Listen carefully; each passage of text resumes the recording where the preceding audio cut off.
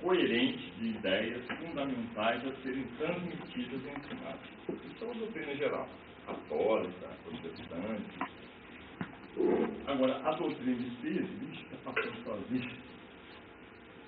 A doutrina espírita, então, aplicando aquele conceito de doutrina em geral para a doutrina espírita, é um conjunto de coerentes, né? Um conjunto de princípios fundamentais estabelecidos por Allan Kardec sob orientação de espíritos superiores e abrangentes.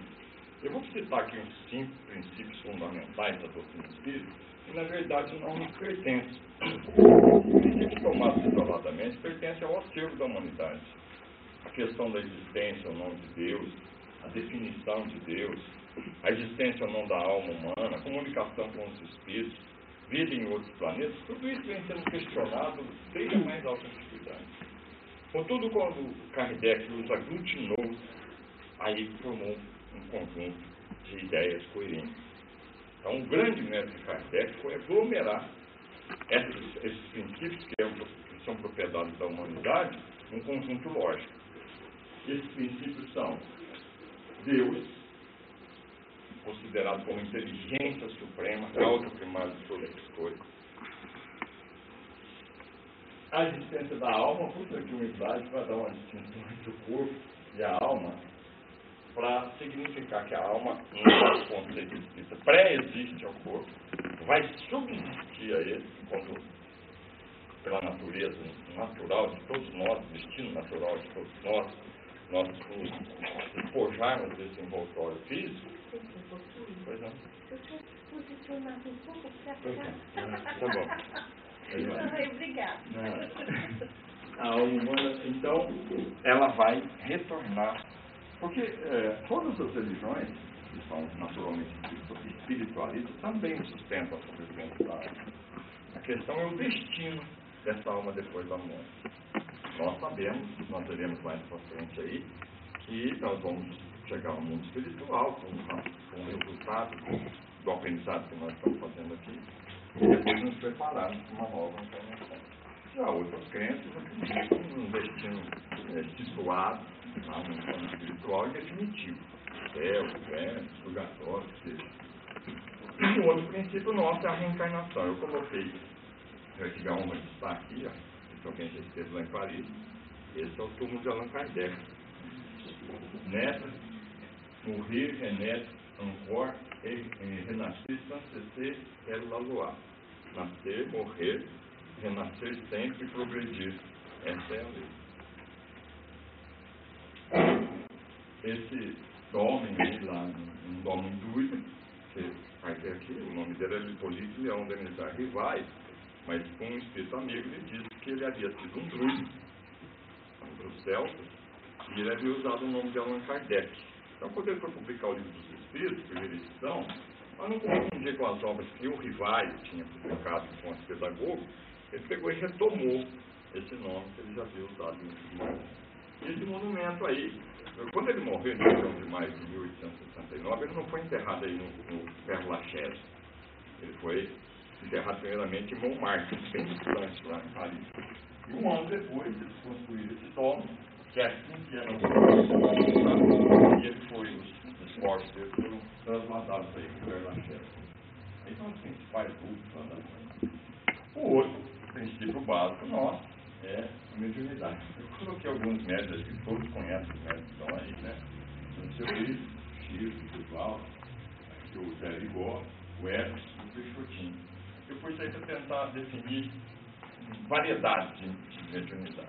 A maioria tinha um dobramento fabuloso, fantástico, né? Ele deixava o corpo, o doutor Novelino, todo ano, 1º de maio, né, em Sacramento, ele fazia um depoimento, ele foi aluno de Euripides, ele deixava o corpo ali na classe, ia para o bairro lá distante, e chegava e falava um pouco, olha, eu fui numa fazenda tal, fiz um paquete, estava pondo o nome dele em jogo, se fosse mentira. E é um menino, filho do fulano, que mora lá no sítio, tá, sem nenhum recurso, né? Aí, uns dias, o cidadão vinha na cidade para registrar o menino e confirmar o seu livro de tribunal. Mas como o seu livro de tribunal você estava aqui na sala? O Chico pensa comentar, Divaldo, né? O Zé Rigó foi um médium polêmico. Como todo médium desse tipo de cirurgia, ele causa muita perplexidade, às vezes se envolve até com um problema policial. Ele foi preso, não sei se vocês viram o documentário da Globo, ele foi preso por causa disso. Naquele tempo o espiritismo ainda era considerado mais ou menos criminoso, e ele foi processado por exercício legal da medicina. É diferente do Edson, né? Porque o Edson era médico e médium. O espírito era o mesmo, eu prefiro. E o Peixotinho, então, são fatos mediúnicos de materialização. Então, um princípio, então, que Kardec, no livro dos médios, deu uma lógica para isso. Porque nós vamos ver lá na frente, quando nós vamos ver as finalidades da casa espírita, que outras crenças aí exercem a mediunidade. A Umbanda, enfim, outros aí. E nós vamos ver que o falta para eles é um método que Kardec estabeleceu. Esse talvez seja um dos princípios mais difíceis da gente explicar, porque como a ciência ainda não constatou a vida em outros planetas, quando nós sustentamos na doutrina espírita que todos os planetas são habitados, é claro que não é a vida semelhante, igual a nossa, que depende do oxigênio, depende da água. Então a vida em outros planetas é de forma diferente. Mesmo que no sistema solar, Mercúrio, Vênus, Terra, Marte, Júpiter, Saturno, Urano, Netuno e Plutão, as vidas são diferentes. O Kardec faz vários ensaios na física. A outra são as leis morais. São aquelas leis que nós vamos estudar aqui na frente, que regem as nossas relações com Deus, conosco mesmo e com as nossas semelhanças. Amar a Deus sobre todas as coisas, que é o próximo. Estão resumidas aí nas leis. A base da nossa doutrina, claro, o edifício, é o livro dos Espíritos, mas não é só. Nós temos aí o chamado Pentateuco, então, o livro dos Espíritos, o livro dos Médios, o Evangelho segundo o Espiritismo, o Céu e o Inferno e a Ciência. Então, isso daí é o corpo da nossa doutrina. Muitos dos nossos irmãos do movimento espírita se apegam mais a esse lado, que é o meu caso.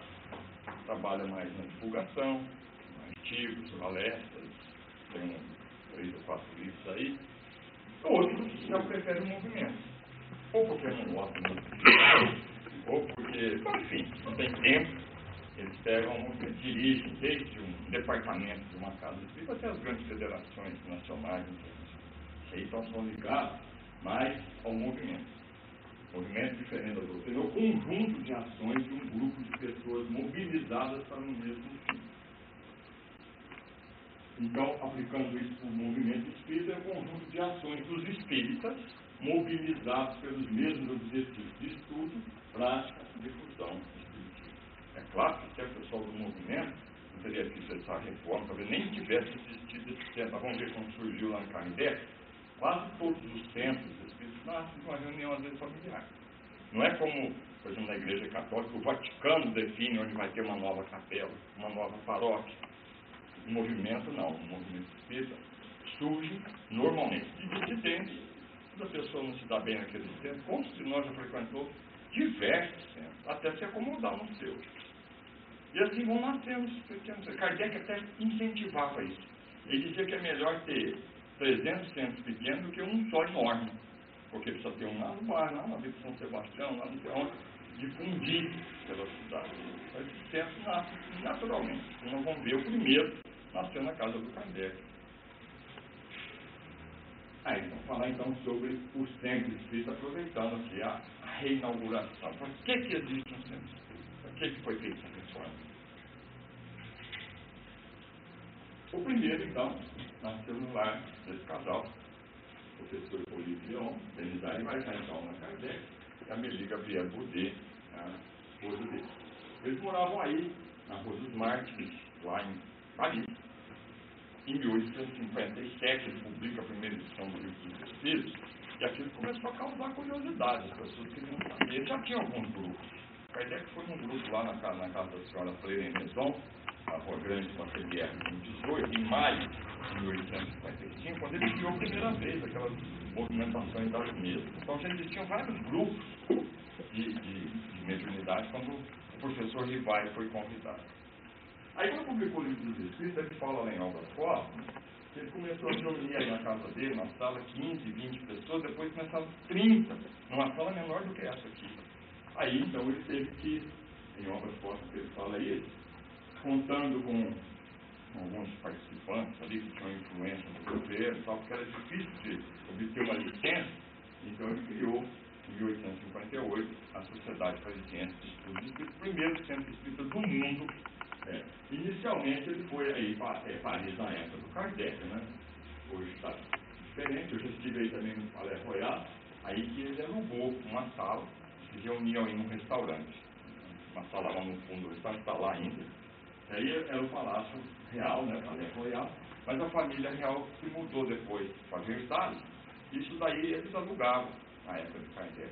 Então, a primeira centro, aí fica bem aí no centro de Paris. Aí, ó, é onde ele comprou depois, pertinho também do Palais Royal, aí atravessa Santana. E aí que ele morreu. Ele morreu nesse corredor aí, carregando uma caixa da Revista Espírita, 31 de março de 1869, ele tinha um problema no coração, aneurisma, rompeu com a caixa ali da edição de abril de 1869, ele morreu nesse corredor aí, encarnou aí. E o Espiritismo como é que veio para o Brasil? Estava lá na França, e muitos estudantes brasileiros iam lá estudar em Paris, e conhecimento disso aí. Aquele tempo que a travessia não era hoje, você vai fazer de avião, né? Era de navios, 1860, vamos supor que chegou aqui em 1861, 62, por aí, o livro dos Espíritos, também em francês. Só pessoas eruditas é que tinham conhecimento da doutrina. Quando o Espírito chegou ao Brasil, principalmente com esses dois médicos aí, em 1840 eles já praticavam a homeopatia, praticavam o passe, e depois eles divulgaram a doutrina. Quem pode sair aos Deus, não surgiu nesse livro aí. Agora, o primeiro centro espírita do Brasil, do mundo, é que é em Paris. Foi criado pelo Luiz Olímpio Pérez de Menezes, lá na Bahia. Aí, ó, Grupo Familiar de Espiritismo, primeira Sociedade Espírita do Brasil, foi fundada em 1865, 17 de setembro. Isso aqui foi feito um selo, lá em Salvador, comemorativo do centenário, do primeiro centro espírita. Esse é o primeiro jornal espírita do Brasil, Ecos da Ventúmulo, também mais ou menos dessa época. Esse fato foi tão importante, porque lá na Europa eles achavam que só tinha índio. Então, quando o Kardec ficou sabendo que tinha uma sociedade espírita aqui, ele publicou na Revista Espírita, lá em Paris, tinha sido criada aqui no Brasil, nessas pragas aqui, uma primeira sociedade espírita e um jornal espírita. No Rio de Janeiro, vocês terem uma ideia, era assim, mais ou menos naquela época. E um baluarte do espiritismo lá foi, claro, o nosso querido doutor Adolfo Bezerra de Menezes. Bem, nós falamos bastante sobre uma história introdutória, agora vamos ver para que existe um centro espírita. Ele tem algumas finalidades principais. Eu acho que a primeira finalidade, seguindo aqui o roteiro do Herculano Pires, o Herculano fala aqui, ó, nesse livro, até peguei a própria a própria capa do livro, para não dizer que estou inventando, mas quem fala isso é o Herculano, num livro chamado O Centro Espírita. Que os espíritas soubessem o que é o Centro Espírita, quais são realmente a sua função e a sua significação, o Espiritismo seria hoje o mais importante movimento cultural e espiritual da Terra. Temos no Brasil, e isso é um consenso universal, o maior, mais ativo e produtivo movimento espírita do planeta. A expansão do espiritismo em nossa terra é incessante e prossegue em ritmo acelerado. Mas o que fazemos em todo esse vasto continente espírita é um esforço imenso de identificar o espiritismo, de emparelhá-lo com as religiões decadentes e ultrapassadas, formando por toda parte núcleos místicos desligados da realidade mundial. Então, ele fala que o espírita faz questão de igrejificar o espiritismo. Então, as pessoas dizem aqui só para a missa semanal e considera isso ser espírita. Alguns não vêm nem toda semana, então é o tal do espírita não praticante, seja lá o que isso for. Seja o que for. Então, a primeira finalidade de uma casa espírita é o estudo sistematizado da doutrina espírita. E como que a gente vai fazer isso? Com palestra? Também. Mas o mais indicado, grupos pequenos, já todo mundo estudou em casa, chega aqui e debate. Isso é, porque esse negócio de palestra Sem problema. Poxa, não palestra, mas isso aqui, o que eu vai entrar agora, é eu tenho um colega, como o senhor lá de Maria, ele é morador de espírito também, e ele fica incomodado quando ele vê alguém dormindo na palestra. Aí ele começa a contar uma piada, um negócio, para ver se acorda o indivíduo. E esse aí não acordava. Aí ele pediu para a mocinha do lado, pô, você acorda ele aí para mim? Ele falou, não. Foi o senhor que pôs ele para dormir, agora eu vou dormir assim. Bom, então os grupos, pode-se fazer também, porque esse grupo aqui é um grupo ideal, poucas pessoas, participar, debater, interromper o orador, discordar, isso faz parte. O orador que está aqui não é o dono da verdade. Como se fosse uma sala de aula, igual aluno, levanta o foi não. Porque não adianta querer esperar no final, às vezes você esquece a pergunta que você queria fazer. Então, eu sempre permito, em grupos pequenos, claro, me parece um salão cheio de gente, mas em grupo assim, tem que haver o diálogo. Tem que haver, às vezes, até discordar do orador. Bom, não é bem isso aí que eu penso, é ótimo. A unanimidade, como dizia o Sérgio Porto, é burro. O ideal é ter fixado. Aqui eu peguei de uma casa de vocês verem. Aqui eu tirei as outras atividades, mas isso aqui era para o estudo sistematizado. Então, na quinta-feira, cada dia tem a sua atividade. Algumas casas de espírito publicam até no jornal local, porque às vezes tem um espírito passeando por aqui, ou a negócios, hospedado num hotel, quer frequentar uma casa de espírito, ele não sabe. Aí pega o jornal local e vê lá, Centro Espírito Esperança Fé, reuniões, tais dias assim, ele sabe que tem reunião ali. Certo? Isso aí é uma coisa indicada. E como é que o espírita vai construir o seu conhecimento? Porque, como dizia o Sérgio Lourenço, você conheceu ele, né? Ele era pânico, então ele dizia que a maioria dos espíritos anda com o espírito, com o livro dos espíritos debaixo do braço, querendo aprender por subacose. Por subacose não aprende. Você lembra que ele falava? Como é que se constrói o conhecimento? Biblioteca. Quase todos os centros espíritas tigre, aqui eu acredito que tem uma biblioteca à disposição, porque não que as pessoas não possam comprar, pode, mas às vezes tem ali um livro para consulta, então você vai comprar um livro para uma consulta, vai fazer uma palestra, vai fazer, tirar uma dúvida, então vai lá na biblioteca, pode pesquisar lá mesmo, como aí o rapaz está fazendo, ou pode levar para casa. Agora, para isso, vai ter bastante de livro aí que vai ter problema, né? Você precisa de duas coisas para aprender. Eu ensino para os meus alunos lá na universidade, eu estou em pós-graduação, eu tenho aluno já formado em direito e não sabe estudar. Fica aí pelejando com os concursos. Claro, os concursos hoje tem 12, 15 mil candidatos a 10, 20 vagas, para promotor, para juiz. Então não vai passar à toa. Não é qualquer um que passa. Por quê? Porque tem os melhores. Eu falo para eles que é igual uma maratona. Uma maratona física, que vai ganhar é aquele que tem o ano inteiro bebendo, comendo, engordando. Ou ele vai chegar lá e não vai correr. Quem vai ganhar? Quem se prepara. Por que aquele pessoal lá da África, eles se preparam no deserto a 45 graus? Chega em São Paulo, para eles é brincadeira isso aí. Né? Quem vai passar nos concursos? Quem se prepara. Quem vai aprender espiritismo? Quem estuda. Não é verdade? Então, dentro do local. Primeiro vamos falar do local. Nunca lê deitado. É 5 minutos que está dormindo. É o melhor remédio para insônia. Você lê deitado. Então, o ideal é sentado numa cadeira que não seja também muito cômoda, senão vai cair nenhum problema, e também nem muito incômoda. Um lugar que você tenha acesso ao livro, sempre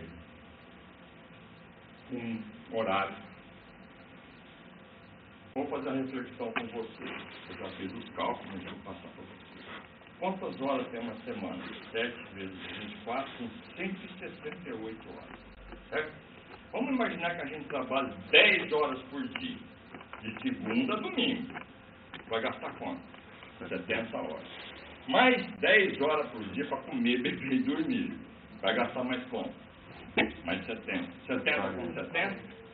140. Faltam 28 horas de absoluto ócio. Total. Esse tempo está sendo desperdiçado. Aí tirar 1 hora por semana em casa para estudar, ainda vai sobrar 27. Aí escolhe aquele local, tem que funcionar na mão. Por quê? Porque a doutrina foi traduzida do francês, são os livros básicos. O ideal é a gente ler em francês, porque as traduções são que nem plot. A gente põe com dentadura, mas não é tudo. Puxa, por exemplo, é um problema para quem tem plot, né? Então, e tem outra coisa, escolher o tradutor certo. Você tem tradutor mais erudito, que é o caso do Guion Ribeiro, tem o caso do Salvador Gentili, que é mais pegado ao dicionário, porque eles dizem que as traduções são que nem certas pessoas. Quando são bonitas, não são fiéis. Quando são fiéis, não são bonitas. Então, se o tradutor for fiel, a leitura é aborrecida. Você vai ficar ali no dicionário. Se ele começa a enfeitar, aí ela é bonita, mas não é fiel. Então, o que faz? Lê mais de um tradutor. Você lê um texto e não entendeu, vai no outro tradutor. Não entendeu? Corta ali no dicionário. Aí leu aquela palavrinha e fechou o dicionário, está lá, celibatário.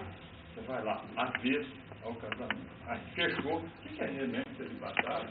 Você vai anotar a palavra nova que você consultou e incorporar no seu vocabulário. Eu usei celibatário por causa do Sr. Jorge, só lembrando, né? Celibatário. Então, uma pessoa, como não tinha aprendido, ele falou assim: eu tenho uma tia solteirona. Agora, eu tenho uma tia celibatária, já melhorou, incorporou aquilo ali, entendeu? Ao você perder tempo de abrir o dicionário, você transcreve ela e decora. Enriquece seu vocabulário. Hoje também a pesquisa na internet. Cuidado com o Google, hein? Pegar coisa lá que fala não é. Tem que tomar cuidado com a pesquisa na internet. Certo? Conferir sempre depois dessas situações estão certas. Às vezes aí no Google é um problema. E concentrar para ler. Existem 2 tipos de leitura. A leitura de lazer, essa você faz em qualquer lugar. O que é a leitura de lazer? Uma revista. Essas revistas de fofoca aí, né? De celebridades, caras, quem? Livros, romances. Esses livros são leitura fácil, por quê? Porque tem enredo, personagem.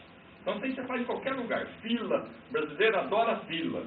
Chega na fila e pergunta por ele: para que essa fila? Não sei, seu aqui. Eu entrei aqui também. Não sabe nem por quê, tá? Eu li ali, não. Agora, a leitura para conhecimento é aquela que nós vimos. Porque ela não é fluida, ela não tem personagem. Então, é uma leitura que você tem que conversar com o autor. Porque na leitura fluida, você vai lendo, quer saber o fim, você fica doido para chegar no fim, saber o que vai acontecer com aqueles personagens. Nessa daí, você precisa retornar 2, 3 vezes para você entender, precisa retornar, para você assimilar. Então, para concentrar, quando a gente fala concentrar, você saber o que é isso. Porque se a gente ligasse um aparelho eletroencefalograma na nossa cabeça aqui, nós vamos constatar os estados de consciência. Beta, esse que nós estamos aqui, é de 14 a 21 pulsos por segundo. 14 quando a gente está tranquilo, 21 quando você está agitado, já quase um paroxismo, um colapso nervoso, né? Nesse estado aí, dificilmente você vai conseguir ler, se estiver agitado. Você tem que entrar em alfa. Alfa, você para. Algumas pessoas gostam de música para acompanhar uma leitura. Aí depende do tipo de música, né? Não vai pular um rock pauleiro, então, uma musiquinha mais leve. E as pessoas que entram em alfa, porque você tem uma ideia, vou contar 2 episódios, só que envolvendo gênios da humanidade. O Isaac Newton, ele entrava em alfa quando ele estava estudando aquelas leis da gravitação, matéria atrai matéria na razão direta da massa, inversa ao quadrado da sua distância. Imaginou para chegar nisso, saber da queda de uma maçã? Aí ele gostava muito de comer ovo cozido de manhã. Então, quando ele levantava muito cedo, ele não queria perturbar a funcionária dele. Ele falou: como é que eu faço, minha filha, para fazer um ovo? Ah, fácil, professor, que quer fogão de lenha, relógio de pulso. Foi do jeito que o senhor gosta, o senhor deixa a água ferver, põe o ovo e marca uns 3 minutos ao ponto que o senhor gosta. Quando foi no outro dia, às 4 horas da manhã, ele levantou, ela ficou com medo que ele ia pôr fogo na casa lá, e foi lá. Chegou lá, ele estava olhando o ovo assim, Falei, o que foi, professor? Foi ver que ele tinha posto um relógio para cozinhar, estava marcando o tempo no mundo. Ele estava em alfa.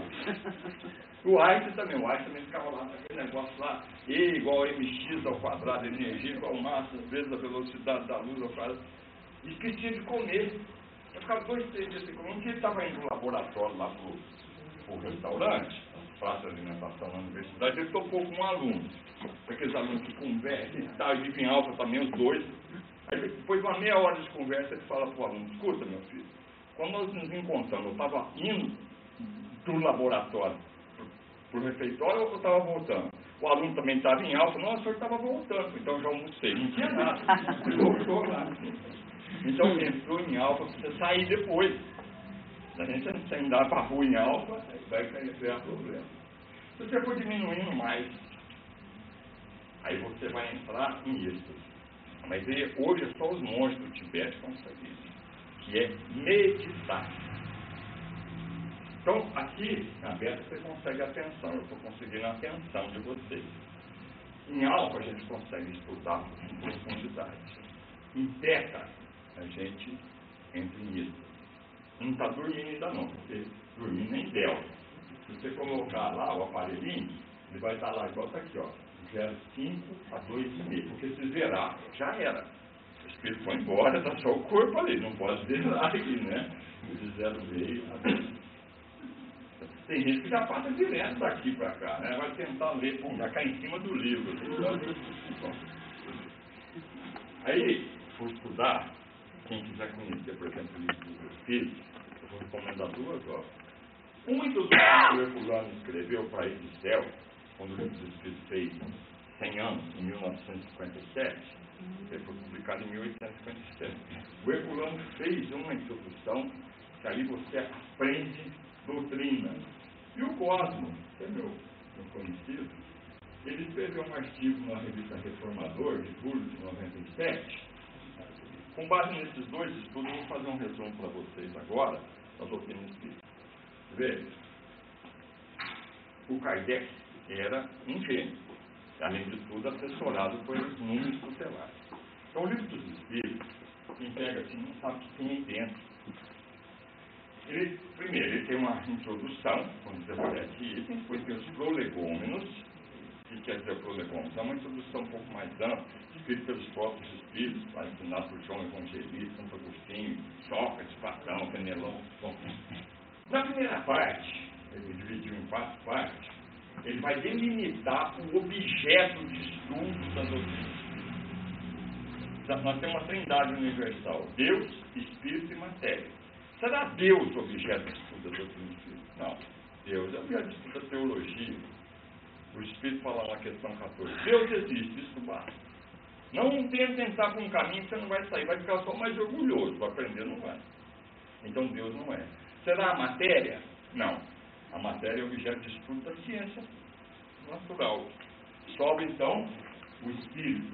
O Espírito humano é o objeto de estudo da ciência. O Espírito. Toda ciência para ser ciência tem que ter 2 coisas, objeto e método próprio. O método qual é? Kardec vai explicar lá na Gênesis. O Espiritismo procede como as ciências naturais. Fatos novos se apresentam que não podem ser explicados pela ciência conhecida. O Espiritismo nos observa, analisa, compara e, remontando dos efeitos às causas, chega a lei que os preside. Depois, aplicando o método experimental, tira-lhe as consequências aplicadas. Então, o método, a experiência, laboratório, pesquisa mediúnica, esse é o método de espírito. Então, a primeira parte tem 65 questões, divididas em 4 capítulos. Deus, a inteligência suprema, criou os elementos gerais do universo, capítulo 2, que são espírito e matéria. Espírito aqui não é individualidade humana, mas o princípio inteligente do universo. Da união do espírito e da matéria nasce o capítulo 3, que é a criação, e chega ao ápice da criação, que é o princípio vital. Esse slide que vem aqui explica melhor. Deus cria o espírito e cria a matéria. Aí aqui temos um átomo. Se nós colocarmos aqui um microscópio potente na parede, nós vamos ver que esses átomos não estão parados, eles estão acima. Então, quando Deus criou o espírito, a matéria, ao uni-los, ficou assim, na união dos átomos ao universo. A segunda parte do livro dos Espíritos, a primeira parte, ainda só pensando nesse assunto, não basta na hora para você estudar 35 questões da primeira parte, aí você vai lá pegar a Gênesis, que a Gênesis é o complemento dela. Então, 75 questões iniciais, que chama das causas primárias, isso aí tem que ser estudado junto com a Gênesis, que é a sua extensão. A segunda parte do livro dos Espíritos, o mundo espírita, é maior, tem 538 questões. Para vocês terem uma ideia, a primeira edição do livro dos Espíritos é de 1857. Essa que nós conhecemos aí tem 1019, é de 1860. A primeira edição tinha só 501 questões. A segunda parte dessa edição é maior do que a primeira edição do livro dos Espíritos. Tá? Tamanha importância de estudar o mundo espiritual. São 538 questões distribuídas em 11 capítulos. A análise desses 11 capítulos nos permite concluir que o espírito humano só pode ser encontrado em 6 situações possíveis. Os capítulos 1º e 2º tratam dos espíritos e da encarnação dos espíritos. Então, o primeiro estado que nós temos no espírito é em trânsito do mundo espiritual para o mundo corporal. Como que o espírito chega aqui? Através da mulher, da mãe que nós estamos falando aí. Então, nós temos hoje quantas mulheres grávidas na face da Terra? Dá para calcular? 1 bilhão? Nós somos 7 bilhões hoje, né? Vamos por aí, 500 milhões de espíritos em trânsito para cá. Desde o começo da gravidez, no momento do parto, e já chegando. Aí, feliz da vida, porque teve mais uma oportunidade reencarnatória. Certo? Mas da mesma forma que tem milhões de espíritos em trânsito lá para cá, tem daqui para lá. Capítulo 3º. Dá a volta do espírito distinto à vida corpórea ao mundo espiritual. Então, como diz o Herculano, é o metrô para além. Chega um metrô de lá para cá, despeja um monte de espírito. Chega um daqui para lá, leva um monte de espírito para lá. Que jeito de pessoa morre? As mais diversas situações. Homicídio, tiro aí, você está vendo? O espírito, ele não sai bem assim, isso lá não representa bem, porque pelo que o Ernesto Bozano explica no livro A Crise da Morte, o espírito se aglomera aqui na cabeça do cadáver e sai para cima, normalmente na desencarnação. Isso contando com os médios videntes e veem o espírito deixar o corpo. Mas aí só dá uma ideia de como o espírito sai do corpo. A terceira, o capítulo 4º e 5º, eu não vou abordar aqui porque não tem a ver com essas viagens. Ele trata da pluralidade das existências e considerações sobre a pluralidade das existências. Kardec achou tão importante esse princípio da reencarnação que ele dedicou 2 capítulos. O 4º, pluralidade das existências, e o 5º, que é uma pergunta só. Na verdade, é um item que não tem questão. A 222, considerações sobre a pluralidade das existências. O capítulo 5º é composto só por essa questão. O capítulo 6º fala da vida espírita. Como é que o espírito vive lá no mundo espiritual? Grande parte do espírito errante. Errante, fica perdido. Aí você chega numa cidade que você não conhece ninguém, você vai parar um transeúnte ali e perguntar onde fica tal lugar. Então o espírito chega lá e fica perdido. Não que ele seja mal, é que não se preparou. Você vê, não parece que eu fiz aí na Semana do Livro Espírito, abordando essa questão aí. Ou, já por ter se preparado, ou depois de vagar algum tempo, como foi André Luiz, ele já vai para um lugar mais ordenado. Sai daquele caos que ele estava aí e vai lá para uma colônia. Essa aqui é o nosso lugar, mas não é a única. Existem várias colônias lá no mundo espiritual. Vocês assistiram o filme do Chico aí, Nosso Lar, né? O 4º estado é o espírito vivendo no mundo corporal como um espírito encarnado. São pessoas que estão aqui e só pensam na matéria. Não vai dormir, ele não consegue nem emancipar. Ele deita na cama, o espírito senta na cadeira do lado, esperando amanhecer. Ele levanta, o espírito monta nele outra vez, vai embora. Né? Ou vivendo aqui no mundo corporal, isso aí que eu falei, o capítulo 7º, 8º, a emancipação da alma. Então, quando o espírito dorme, quando o corpo dorme, o espírito acabou de dormir, o espírito sai do corpo, deixa o corpo ali repousando, tá lá, faz até um tchauzinho pro corpo, fica aí, que eu vou. Para onde ela vai como espírito? Depende. Tem uns que vão para a orgia. Aí amanhece pior do que quando foi deitado. Nossa, mas pô, como é? Fala mesmo, saraputiou a noite inteira por aí, né? Ou já começa alguma obra na planta. Então, normalmente ela deixa esse fio, os médicos videntes ficam submetados com a cor prateada. Nas reuniões mediúnicas dentro da sala, muitas vezes tem espíritos encarnados, o corpo está dormindo, então o médium sabe por causa desse cordão. Porque se alguém acordar essa criatura aqui, o espírito volta imediatamente para lá. Porque se acordar esse cordão, já era. Muitas pessoas morrem dormindo. Esse cordão aí se rompe. Né? É o cordão umbilical ao contrário. O sexto estado é vivendo no mundo espiritual e ao mesmo tempo interferindo aqui. Para o bem, no capítulo 9, da intervenção dos espíritos no mundo corpóreo. Como nós vemos aí o Emmanuel, psicografando junto com o Chico, ou para o mal. São chamados de poltergeist, aí, ó, espíritos que estão aprontando aqui efeitos físicos, ou enfim, obsessões. Aí, ó, eles são espíritos batedores. Aí nós vamos chegar no capítulo 10. Esses 6 estados, vai para lá, vem para cá, fica aqui, interfere lá, interfere aqui, dá origem ao capítulo 10, que é missões, ocupações e missões dos espíritos. Aí explica o que é que nós viemos fazer aqui.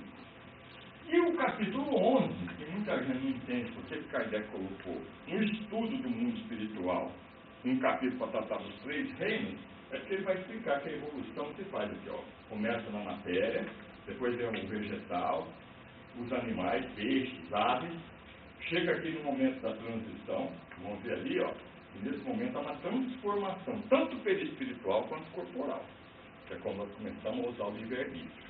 Aí depois começamos várias encarnações e vamos chegar até aqui no infinito, aquele último imagem está mostrando que a nossa evolução se faz no infinito. Na questão 540, Kardec explica aí, ó. Assim é que tudo serve, tudo se encadeia na natureza, desde o átomo primitivo até o arcanjo, pois ele mesmo começou pelo átomo. Admirável lei de harmonia que o vosso espírito, limitado, ainda não pode abranger o conjunto. Eu pus esse slide só para representar, então, que a evolução se faz do átomo. Aqui está o arcanjo Gabriel, claro que não é assim, isso é uma representação mais religiosa, mas quer dizer que o espírito puro, que começou um dia por ser átomo. Essa segunda parte não acabou, não. Se acabar de estudar essas 538 questões, você tem que estudá-las junto com o livro dos médiuns. O livro dos médiuns é uma extensão da segunda parte do livro dos espíritos. A terceira parte trata das leis morais. São 306 questões, 614 a 919, em 12 capítulos. Essa terceira parte se destina a responder 3 indagações novas. O que são leis morais? Quais são as leis morais? Como praticar as leis morais? Então, essas leis morais contêm as regras da vida do corpo, bem como as da vida da alma. Estabelecem os deveres do homem para com Deus, consigo mesmo e com o seu próximo. E como praticar, eu vou explicar já aqui agora. As relações do homem com Deus são as 2 primeiras leis: lei da adoração e lei do trabalho. O que é prece? O doutrina espírita nos ensina. Prece é elevar o pensamento. Não é levar lá nas alturas, não. É elevar o padrão do pensamento. Porque se fosse levar lá nas alturas, nosso Pai Nosso acho que não passa aqui desse teto aqui. Elevar a qualidade dos pensamentos. Isso é prece. E o trabalho. Quando os espíritos, Kardec pergunta o que é trabalho? O espírito responde: toda o que? Ocupação útil. Então, aos olhos de Deus, tanto o pregador, o braçal, quanto o intelectual, sem diferença nenhuma. Assim também como o aposentado, a criança, desde que tenha uma ocupação útil. As relações consigo mesmo são as leis de reprodução, lei de conservação, lei de destruição. A vida sexual, questão número 200, redonda. Kardec pergunta assim: tem sexo os espíritos? Eu vejo com muita tristeza os espíritos respondendo: não, espírito não tem sexo. Não é isso que ele fala, não. Não como entendeis, pois que o sexo depende da organização. Há entre eles amor e simpatia, representado na comunhão dos sentimentos. Então, quando ele fala assim, tem sexo dos espíritos, não como entender. Como nós entendemos o sexo? As 2 vidas. Uma fonte de prazer e um meio de perpetuação da espécie. Agora, cada um sabe como que vai arrumar isso aí para frente. certo? O Nelson Rodrigues, que agora está completando 100 anos, ele era muito crítico, ele dizia que se as pessoas soubessem o que as outras falam sobre quatro paredes, ninguém se cumprimentava de vergonha. Já o Papa, não sei o que lá, João XXIII, falou o seguinte: todo casal que tem amor, para ele, é uma coisa que resolve lá na sua solitude. Certo? Então, os Espíritos deixam ao nosso critério a nossa vida sexual. As leis de conservação e destruição.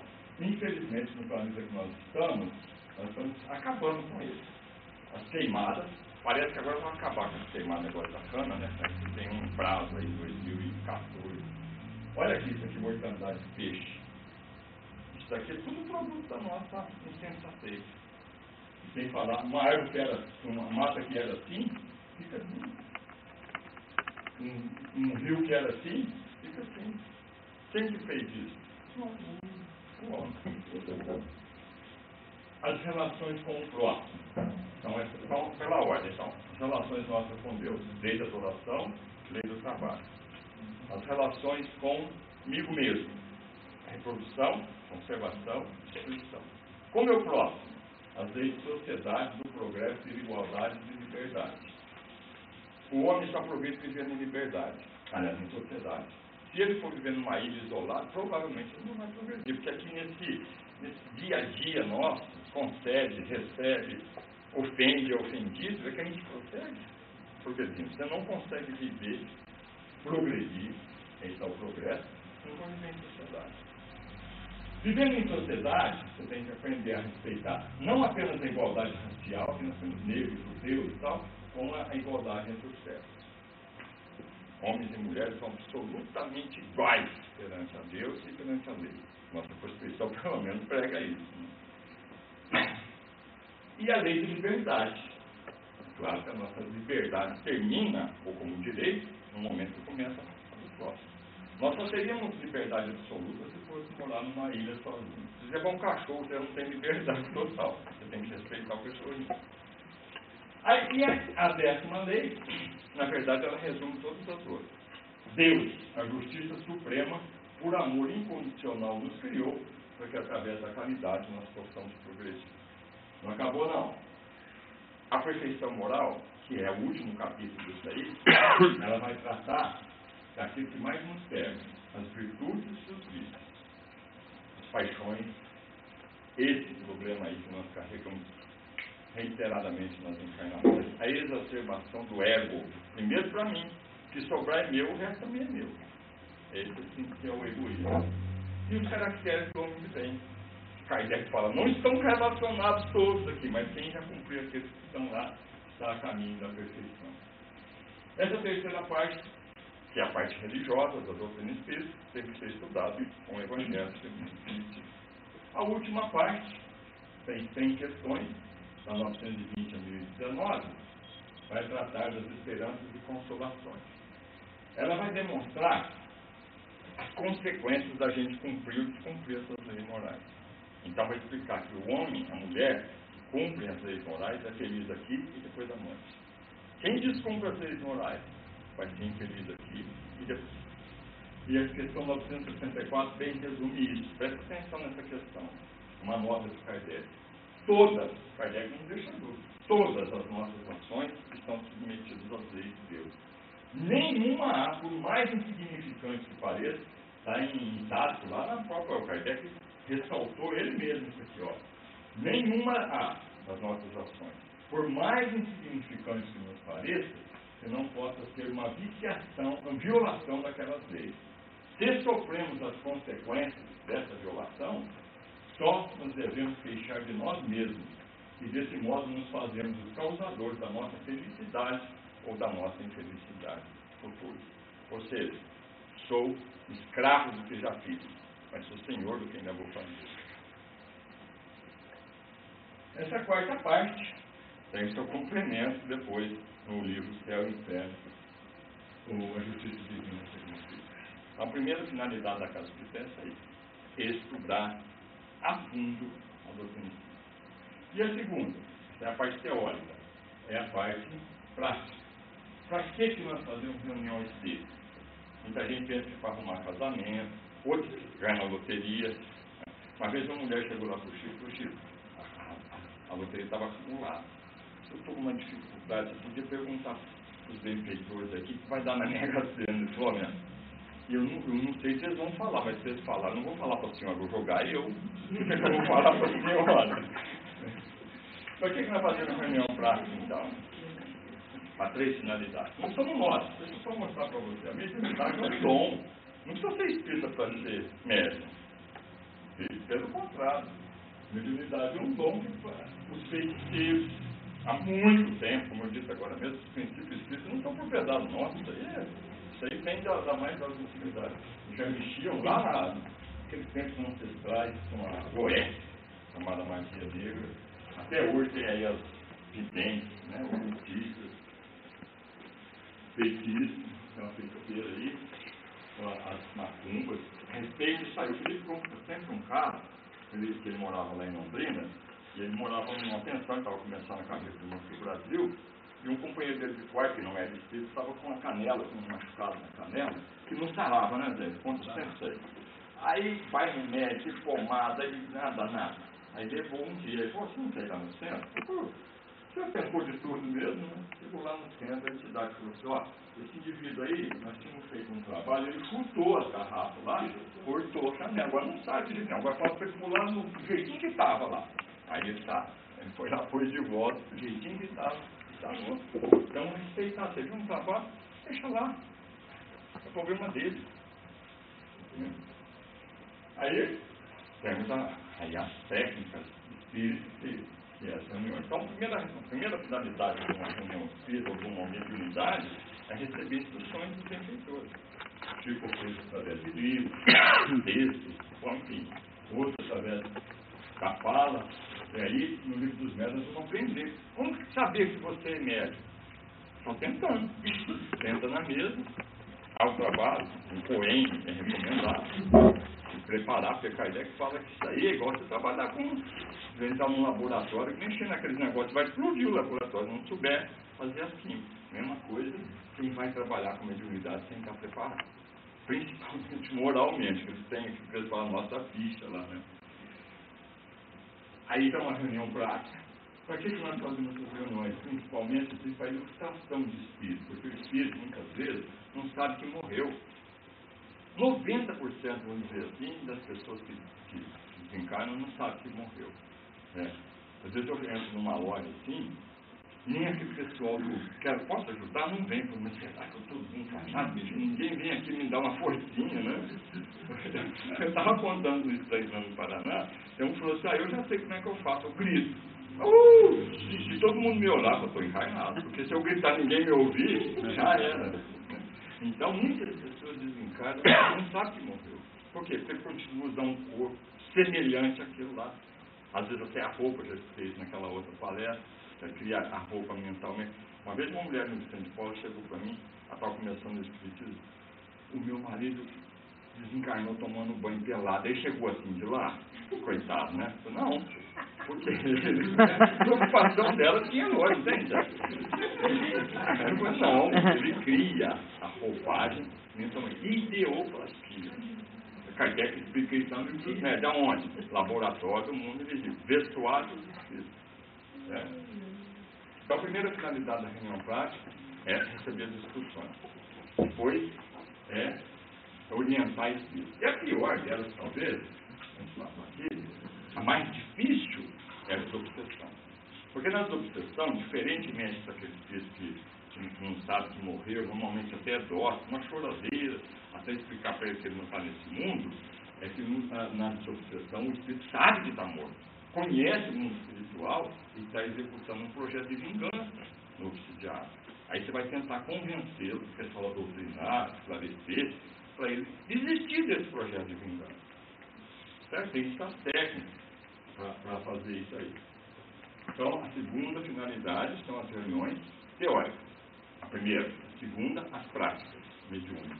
E o que mais nós podemos fazer aqui na Casa Espírita? Divulgação. Não queremos fazer prosélito, mas nós divulgamos, principalmente dentro do movimento. Como que nós fazemos isso? Kardec começou com a revista Espírita. ele precisava defender a doutrina dos ataques, ele fazia na revista Espírita. Fatos, muitos fatos que ele achava que não podia colocar ainda na doutrina, ele publicou lá. A questão da gestação espontânea. Como é que a vida surgiu aqui na Terra? Ele falou, não vou colocar isso no livro dos Espíritos, vou estudar aqui na revista Espírita.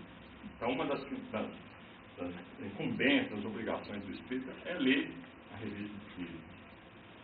Como é que nós podemos ainda divulgar a doutrina? Você não vai a banquinha do seu Zezinho?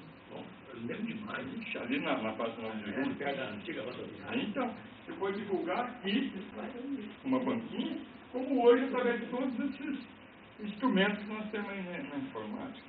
Desde que sejam meios lícitos, nós podemos divulgar revista, o nosso Nova Era, enfim, criado pelo nosso Zé Marcos Garcia, enfim, todas essas formas, é o blog, né? Podemos a rádio Boa Nova, divulgar. Nós não temos ainda um programa digno de televisão, de nível nacional, né? Estamos perdendo ainda espaço na televisão. O que mais nós podemos fazer aqui na Casa Espírita? Passe. Agora, passa a tomar cuidado. Porque tem exagero dos dois lados, dos passistas, das casas e de quem vai tomar. Passe é uma terapia. E como tal, tem que ser usado lá, quando começou Jesus, o que ele está fazendo ali? Você pensou tomar um passe de Jesus, deve ser bom, hein? Aí, ó. Mas quem estudou a fundo esse magnetismo foi o Franz Anton Mesmer. Foi chamado mesmerista, porque ele foi estudar realmente se sai alguma coisa da nossa mão ali. Então, o magnetismo, né? Ele estudava por aquele tempo, até o Kardec foi um grande estudioso. Aí começou a perceber que nós emanamos uma energia que sai das nossas mãos, que nós podemos. Kardec fala isso lá, que nós podemos, às vezes, até fazer milagres de curas com a fluidoterapia. Aí nós vamos estudar um pouquinho. Eu me lembro uma vez que nós fomos fazer, há muitos anos eu e o Felipe fomos fazer um seminário num sítio, numa roça, o Jorge estava junto também, dona Silvia. Aí nós tentando explicar, o Espírito estava estudando um pouco. Minha avó da passa a vida inteira, nunca estudou, e ela só já pensou se ela estudar um pouquinho, então, conhecer, saber que nós temos o perispírito, o espírito, e semi-material, a interferência, como é que vai fazer os chakras, né? Por que nós damos um passo aqui na cabeça? Porque através desse chakra nós já penetramos todos os outros. Né? Então, conhecer os chakras, saber que os chakras estão vinculados ao perispírito, né? O centro do corpo, ou os plexos, no corpo físico nós temos plexos solar, são conjuntos de nervos que estão em conexão com o chakra cerebral, o coronário, aqui o frontal e o laríngeo, todos esses aí o passista aprende. Às vezes pode aplicar um passo na cabeça da pessoa, está com um problema no coração, nada impede que ela aplique sobre o chakra coronário, até gástrico, enfim, estudar um pouquinho. Agora, precisa também ter um pouco de fé, né? Porque aqui nós estamos vendo um passo recebido com fé, irradia por todo mundo, está vendo? Agora a pessoa vai lá, deixa uma passo sem saber o que está fazendo ali dentro da sala, olha como é que fica. O médico está tendo um trabalhão, está recebendo cruzes lá de cima, mas ele é refratário, a pessoa que está recebendo. Então está perdendo tempo, todo mundo aí. O Felipe tem um tio que ele fala, que o tio dele gosta de tomar passo. Então, ele tomava cedo aqui no Nova Era, foi do almoço lá no Centro de Paulo, à noite, percorreu as 4, 5 horas. Ô tio, quantos passos vai tomar? Quantos der? É de graça mesmo? Tomar 5 vezes. Não é assim? Ou então tem casa espírita que se a pessoa não tomar o passe, ela não foi na casa espírita. Então conta-se que uma vez um senhor entrou lá, numa casa espírita, e foi encaminhado para a sala de passe. Ele foi lá, não está sabendo de nada. Ele explica. E ele lá sentado, o pessoal saía lá. Mas quantos passos você vai tomar? Não vim tomar passo, me entregar a conta de luz, me enfiar aqui, não tem jeito de eu sair daqui agora. Temos excesso dos dois lados. O passo é uma terapia. E como tal, vai ser usado para quem precisa. Né? Isso aqui está um pouco deixado no Brasil. Eu tenho andado por aí tudo, infância, juventude, idade, espírita, tá? Sabe por quê? Nossos netos estão muito arcaicos. A moçada está acostumada hoje com Facebook, com YouTube. O pessoal vai lá fazer palestra na cabeça dos meninos, eles não vão mesmo. Tem que trazer os ferramentas para sair dessa consciência. Se ele já tem isso na escola, tem isso em casa, é provável. A minha filha, por exemplo, acho que elas conhecem o universo e não sabem quem mora na casa de baixo. Por quê? Porque eles vivem desse mundo aí, ó. Tem que tirar eles, fazer aqui. Mas como? Atraindo eles. Por, assim, para falar que é para rezar, eles não vêm. Tem que sair de alguma forma. Eu sei que o movimento espírita está envelhecendo. Dá uma olhadinha para você ver a média de idade da frequência de uma casa de espírito. O que nós podemos fazer mais na casa de espírito? Ação social. Aqui nós temos a Alta de Souza, temos a creche, temos um enxovalzinho, muita coisa. Aí, ó, receita de amor. Essa é a nossa parte, um pedágio social. Infelizmente, nosso país ainda tem injustiça social. Nós participamos. Como? Com a creche, que aí está, com a sopa, com as gestantes, os enxovais. E aí chegamos, então, no que seria o verdadeiro espírito. Então, Allan Kardec reconhece o verdadeiro espírito pela sua transformação moral. Então, são dois requisitos. Por alguma coisa que ele já conseguiu. O que é? Se transformar moralmente. E ter os esforços que faz para domar suas más inclinações. Então, uma conquista e outra por fazer. Primeiro, aquilo que já conseguiu, a sua transformação moral. E depois, o esforço perseverante para domar suas inclinações más. A Carmen pediu que eu abordasse alguma coisa sobre reforma íntima. Mas acho que nosso tempo está um pouco adiantado. Vou passar um pouco rápido aqui, porque isso aqui não fazia parte dessa minha palestra. Mas ela falou, olha, fala alguma coisinha sobre a reforma íntima. Nesse livro aí, o Herculano fez curso de gnóstico e espiritismo, o grande desconhecido, ele critica a reforma íntima. Ele fala que o espírito é a criação de Deus, não precisa de reforma. Mas é questão de semântica. Na verdade, o que ele busca é o autoconhecimento. Esse autoconhecimento, que nós, começou lá na Grécia, no oráculo de Delfos, sobrou do oráculo de Delfos aí, né? Então, aqui estava escrito lá em grego, de nós, teauto, ou em latim, nós, teis, ou em português, conhece-te a ti mesmo. Questão 919. Kardec coloca, qual é o meio mais prático como tem para se melhorar já nessa vida? Um sábio da antiguidade Moro diz. O que ele diz? Conhece-te a ti mesmo. Como conhecer? Vou passar um pouquinho rápido aqui, porque senão... Aqui, esse autoconhecimento. Esse gatinho pensa que ele é o quê? Não. É o que a gente olha no espelho e pensa que é o quê? Então a gente tem que primeiro se colocar no seu lugar. Sou um gatinho? Sou um gatinho. Pode chegar um dia a ser um leão? Posso. Mas para isso eu tenho que trabalhar. Aí, vou explicar um pouquinho aqui na obra do Freud, por causa do nosso tempo, isso aqui dá meio uma palestra. O Freud diz os estudiosos que a gente não pode desprezar a obra do Freud, jogar por fora, porque seria a mesma coisa de jogar a água do banho com o nenê lá dentro. Você jogar a banheirinha com o nenêzinho lá. Você tem que tirar o bebê, né? Enxugar, por tal, jogar água fora depois. Mas tem muita coisa nova do Freud, que ela é muito grande, que a gente podia deixar de lado. Mas o mais importante dele foi descobrir o inconsciente. O inconsciente é o motivador das nossas ações.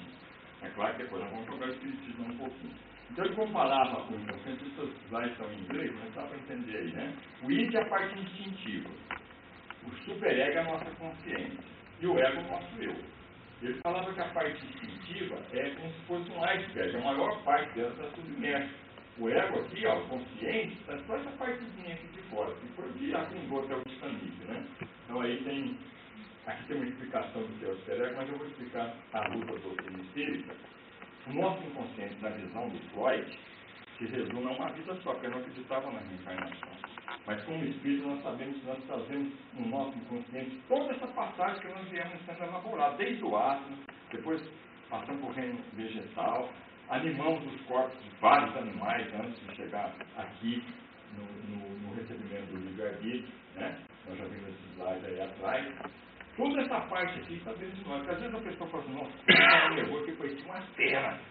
Parecia mesmo, porque ele é uma fera, lá dentro do inconsciente dele.